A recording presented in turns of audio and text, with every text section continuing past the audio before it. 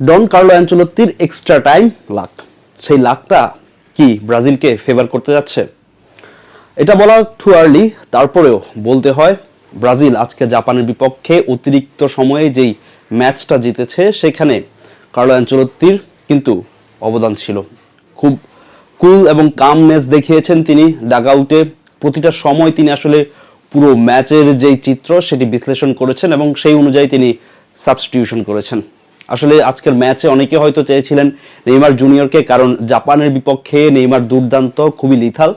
তবুও Carlo Ancelotti নেইমারকে নামাননি, হয়তো তার এটা পরিকল্পনার অংশ। তবে যখন পোস্ট ম্যাচে কার্লো অ্যানচেলত্তিকে প্রশ্ন করা হয়েছে কেন নেইমারকে নামানো হয়নি, তিনি বলেছিলেন যে তিনি নেইমারকে এক্সট্রা বা অতিরিক্ত সময়ে পর্যন্ত আসলে জন্য রেডি করেছিলেন, এবং কি নেইমারকে আসলে তিনি 60 থেকে 65 মিনিটের মাঝে নামাতেন যদি না ব্রাজিল এক গোলে ড্র করতো।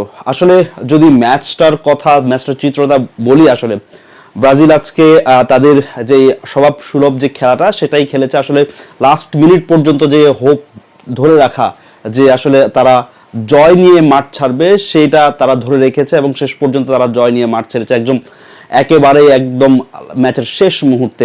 ম্যাচের মাঝখানে ব্রাজিলের কিছুটা আসলে ভুল হয়েছিল, যেখানে ক্যাসিমিরো যেখানে বল লুজ করেছেন সেখান থেকে কিন্তু আসলে ব্রাজিল গোলটা খায়।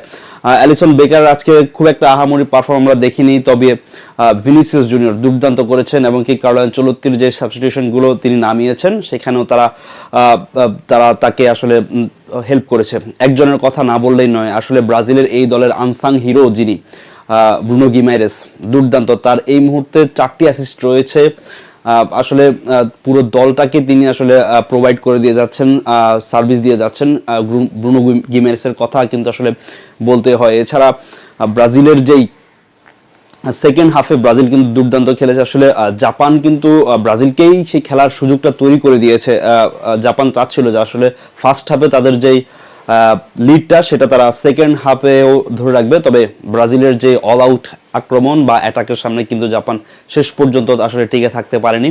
এবং কি বুড়ো হাড়ের যে ভেলকি আসলে ক্যাসিমিরো যে ভুলটা করেছিলেন সেই ভুলটা কিন্তু আসলে তিনি শুধরিয়ে দিয়েছেন একটি গোল করে, এবং কি তার কারণে তিনি ম্যান অফ দ্য ম্যাচও হয়েছেন। আসলে ক্যাসিমিরো যেই ফর্মটা নিয়ে আসলে ম্যান ইউনাইটেড থেকে এসেছেন সেই ফর্মটা ধরে না রাখার কারণেই কিন্তু অনেক সমর্থক তার উপর হতাশ ছিল, তবে তিনি প্রমাণ করে দিয়েছেন আসলে পুরন চাল আসলে ভাতে বাড়ে, একটা শব্দ বা একটা বাক্য আছে আমাদের দেশে, সেটা আসলে ক্যাসিমিরো আজ প্রমাণ করে দিয়েছেন। আর special thanks to Gabriel Martinelli, তিনি আসলে যেভাবে দেখিয়েছেন, একটা সুযোগের অভাব ছিলেন মার্টিনেল্লি, সেই সুযোগটা পেয়েছেন। এবং কি ভিনিসিয়াস জুনিয়র যখন লেফট উইংয়ে বারবার উঠছিলেন তখন তাকে 2 থেকে 3 জন জাপানের ডিফেন্ডার ঘিরে রেখেছিলেন, সে অন্যদিকে রায়ানকে 2 জন ডিফেন্ডার, এনরিকো ডিফেন্ডার, সেখানে মার্টিনেল্লি একেবারেই ফাঁকাই ছিলেন। যখন ব্রুনো গিমেরেস বলটা দেন মার্টিনেল্লি একেবারে ফাঁকা ছিলেন, সেখানে আসলে 1-1 জাপানের গোলরক্ষক কোনো ভুল করেননি। ব্রাজিল 3 পয়েন্ট নিয়ে রাউন্ড অফ 60-তে সেখানে তাদের জন্য অপেক্ষা করছে